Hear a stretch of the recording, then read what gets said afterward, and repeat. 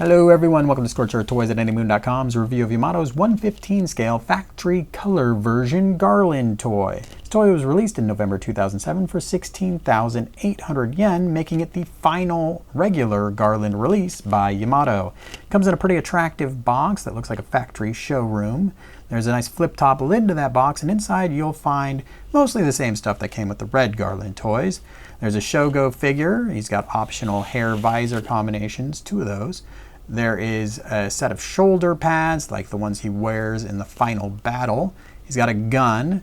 This toy also comes with a red helmet that's unique to this release.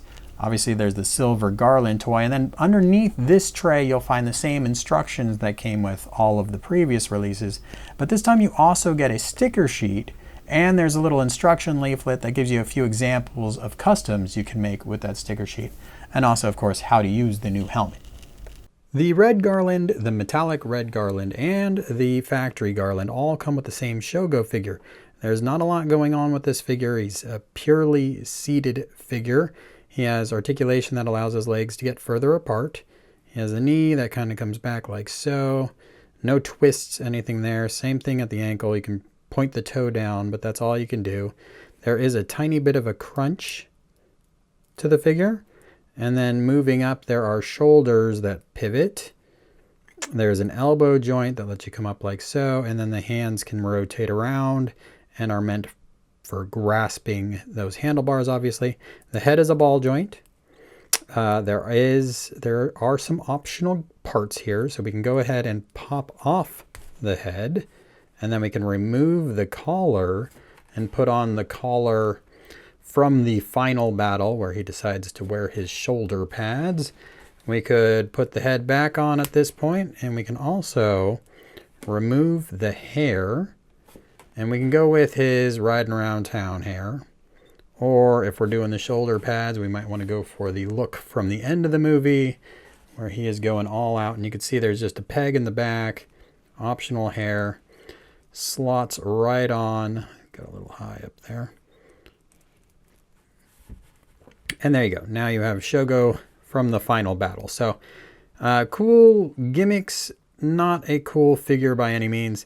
And even worse, it breaks. A couple of these have broken at the shoulder in 2 different spots. So that is obviously never good to see. The elbow pin that holds the elbow together also can be problematic and pop off on you. So not the highest quality figure, not potentially the correct scale. And basically just checks the box on a minimal standpoint. All Garland figures come with the same gun, and this is it. Now it does have a nice clear plastic bead up at the top and some recessed dark painted accent pieces. There is an extension gimmick and a removable magazine off the back.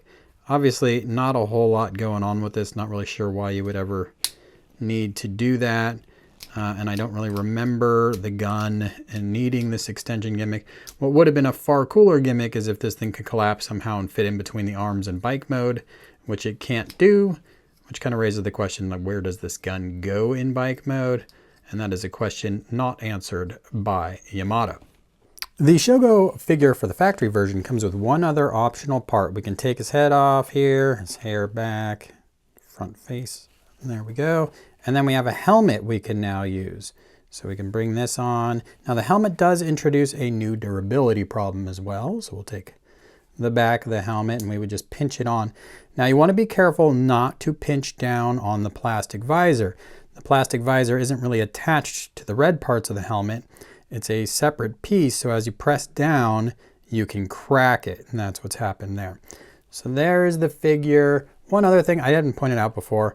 This figure has the elbow that comes off pretty easily, so that is another issue you want to keep an eye out for. So we can go ahead and put Shogo on the bike. Just get those hands on there. You can probably adjust the feet to make it look a little bit more natural. And there you can see one of the big problems with the magnets in this toy, how if you press down in the center, it comes apart pretty easily. The magnets on the back of the toy still doing a very impressive job holding those legs in place. The legs themselves are a little on the thick side. You can almost not see that back wheel at all from the side. which in my mind kind of hampers the idea of its motorcycle mode. You don't get pop-up mirrors on the side like you would see in the anime. Whether or not that's a big deal is kind of up to you. The factory version, obviously, silver paint. I think it looks a lot less plasticky than the red version of the toy, which we have right here. Now, another thing I like about the factory version are those front forks. On this toy, they're painted with red accents. On the original toy, they're bare gray plastic that doesn't match the shoulder wheel. So that was a problem. And here you can see all the different accent changes that have happened. The factory version, in my mind, looks really sharp. I am a big fan of it, although it's not canon. So I could see why a lot of people did not go swoop it up. Here you can see on the back, there's color variations with the tail lights. So another change there. Overall, it functions very well in bike mode, other than that magnet disassembly issue. It does roll, although these wheels are very stiff, just like previous versions. So theoretically it rolls. It will not roll in practice for you unless you really try to force it. In fact, this one isn't really rolling at all at this point. So incredibly stiff wheels. So don't really plan on rolling it, but the gap in between still lets you get it kind of not leaning to one side when you go to pose it. And if it does lean, you can use the kneecaps to kind of give yourself a kickstand of sorts. So those are your options. All right, overall, bike mode is pretty decent, but I think it's really bot mode where this toy shines, so let's continue on.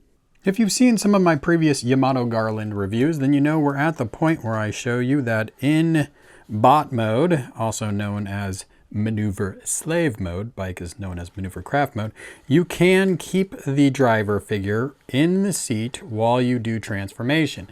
Unfortunately, there's a big cowl over his head, and so you're going to be the only one who knows he's there. And so I usually tell you, unless you're doing some sort of diorama, like you're going to have the Garland in this pose where you can see the pilot, then it's really not worth the additional effort to leave him in there. Now, these reviews are all very similar I've done of Yamato Garland toys. The big difference, generally speaking, it has been the different accessories that are included. So with this particular toy, there's a couple things that I have failed to mention previously that we're going to take care of now. First of all, how tall is the Yamato Garland? It's about 24 centimeters tall. Now you have lots of different adjustments you could do with the ankles, but if you have them all the way out, it's more than 24 centimeters. If you retract them, it's about 23.7 centimeters. So that's how tall it is. In comparison, a Yamato V2 VF1 toy is about 21 centimeters, and a Toynami Masterpiece Alpha is about 17 centimeters. So there you go. There is a scale comparison for you. In bike mode, maneuver craft mode, the Yamato Garland is about 25 centimeters long, which makes it about 4 centimeters longer than a Beagle 112 scale ride armor, for those of you doing that math. Okay, so we have the toy in slave mode. Let's check out articulation. You could spin all the way around at the shoulder. My factory version does have the stiffest shoulders. You can see the arm doesn't just drop right down like it did in previous reviews. Twist point, elbow, nothing different here from any of the previous Garlands. Fist spins around, individually articulated fingers, thumb on a ball joint. We have a hip, goes way back, goes way forward. We have a knee that goes 90 degrees. We have a twist point above the knee. We have the ability to go in and out at the hip. And did I mention you can go forward and back at the shoulder a tiny bit? Obviously you can go away at the shoulder. Now moving down, we have an ankle. The ankle extends quite a far bit away and gets more dynamic as you go, and it can come up front and back as well. So that's all good stuff. So articulation wise, this toy does pretty well. There are a couple different things from a durability standpoint to keep an eye out. On the factory version, it's less than other toys. You have these vents that pop off because they didn't get enough glue, and you have a little scuff mark that happens where these magnets touch. Again, I've mentioned that on every one of these reviews. You do not get the catastrophic shoulder explosions that we saw on the red Garland, but we did not see on the metallic red or the Army version. They didn't resurface on the factory version.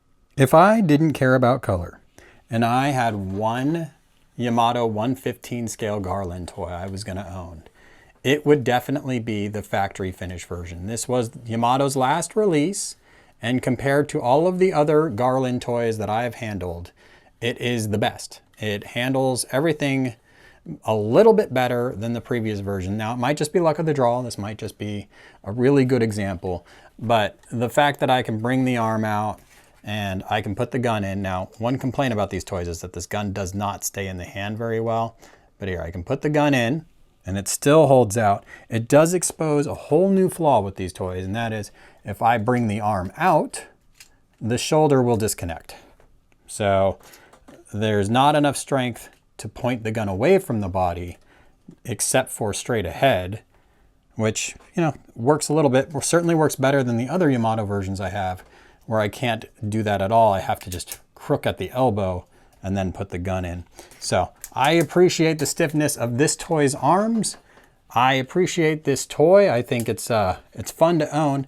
We are on the cusp of several other Garland releases, so definitely look around, see if I've got reviews up of the newest competitors, and those might be better options for you. If you need a red version of the Garland, the first Yamato release is a total disaster, and I do not recommend you hunting it down in any way, shape, or form.